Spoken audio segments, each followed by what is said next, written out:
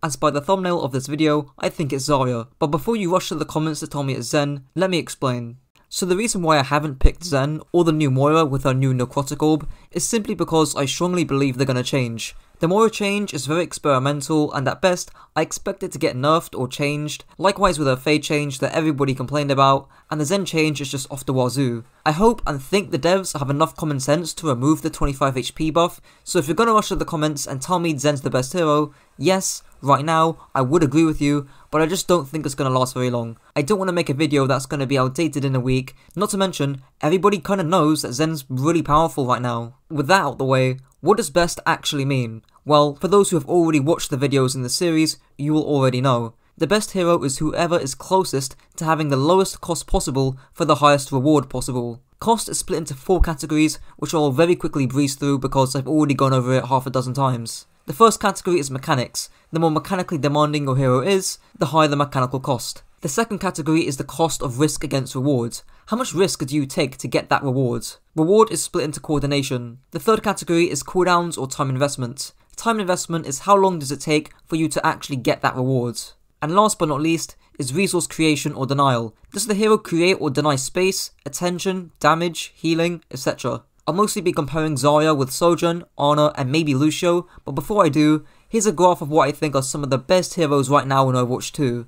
Essentially, the higher in the top left you are, the better, and as you can see, Zen's added 25 HP buff drastically reduces the cost of running him, and his snap kick is the cherry on top.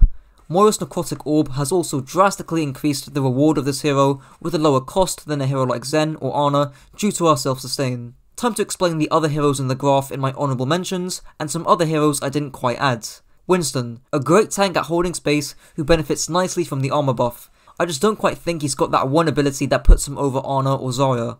Tracer, the reward for consistently sticking pulse bombs is crazy, and she's still good even with the pulse pistol damage nerf. However, the cost of her risk and mechanics is just too high. Brigitte, an all-around solid hero who does suffer a decent bit at being an anti-dive option due to the stun removal of her bash. Likewise to Winston, she hasn't got that one standout ability. Sigma, the best poke tank in the game without a doubt, with an underrated stun in that of his accretion. Unfortunately though, I believe he just gets run down a bit too much. Lucio, I might mention him more throughout this video, because it's pretty clear that speed boost is a very powerful tool. However, that is literally just the hero. His reward doesn't extend far beyond that, and you need a great deal of mechanics to land his primary fire consistently, as well as the ability to wall ride. Junker Queen, I bet you didn't expect this. Junker Queen outputs a ton of damage, especially to her brawl counterparts, but I feel she is just too squishy of a hero to replace heroes like Reinhardt. Speaking of which, Reinhardt, still a solid hero, but suffers too much from maps. Genji, Echo and Ashe, who I've all bunched together. All great heroes with medium to high rewards, but suffer either in mechanical cost, risk by having little peel, and are quite replaceable and interchangeable depending on map. Onto the first category in mechanics. Zarya Beam isn't very high or very low in terms of mechanical cost. Perhaps the ability to track small, squishy targets for prolonged periods of time is the most mechanically demanding thing you can do, but if we compare Zarya to her counterparts in that of Ana, Sojourn and Lucio, she's arguably the same if not lower. With Ana, there's obviously her sleep darts and her 2 firing modes of hit scan and projectile. With Sojourn, your value directly correlates with how often you can land a headshot with your railgun on high charge. The power of your ultimate is literally based on how precise your shots are, hence Sojourn has to have a high mechanical cost. Not to mention the difficulty in having to shoot a projectile rifle and then land a hit scan headshot with your railgun. With Lucio, like I mentioned prior, you have the mechanics of landing your staggered shots to help build your ultimate alongside the mechanics of wall riding. Now onto the second category of risk versus rewards. Given Zarya's ability to pop 2 bubbles for herself instead of 1, the risk she carries is quite low actually. Often abilities that would straight up kill heroes if landed, like Ana's nade or Junker Queen's ultimate, are simply cleansed with a single Zarya bubble. Her hitbox is also quite small, and she can play at a decent range, has self-regenning HP, and 475 of it, which is a nice buff from Overwatch 1. Whilst I haven't made my revamped Zarya guide yet, I can say that Zarya does have 2 main playstyles, a selfish one and a more team-oriented one, either of which can be played in an uncoordinated setting, and a more coordinated one, which nicely fulfills the subcategory of coordination with regards to rewards. Essentially, the selfish playstyle from Zarya, which you're seeing right now in the Overwatch League when Zarya is played, is that she'll walk forward and aggressively take space with her 2 bubbles, whilst her DPS capitalise on the attention she's baiting. The playstyle of Zarya changed significantly from a kickoff clash to the mid-season man, so you're definitely more of a self-preserving frontline now rather than playing a faux main tank of a Reaper. Comparatively, the more team-oriented style is played with a Reaper or a DPS who can easily access backline and high grounds. The Zarya would bubble the Reaper to bait attention, and the rest of the team would push forward or rotate aggressively. Here's Coach Cat detailing and giving examples of these two playstyles here. Note the odd amount of safety the Zarya is always in. They can either try to focus her, in which case she has pocket and can be greedy with her bubbles, while her DPS get value elsewhere, or while her team stabilizes, ready to push once the enemy are in downtime. This is exactly what we see here, with Zarya pressuring frontline and Gladiators responding by dumping resources into her, which she easily trades for bubble and nano to stabilize, then pushes back into an enemy team that has no cooldowns. It's also likely the enemy will try and dive past her. Here, the backline just kites back and focuses on catching the people coming in, while the Zarya, with her extra health and 2 bubbles, is able to play for herself without support for the several seconds it will take her backline to clear the divers. Zarya can use bubbles on DPS like Reaper and Tracer in order to zone enemies or make a distraction that the core can use to push up into a stronger position or to clear split targets. This example here is pretty clinical.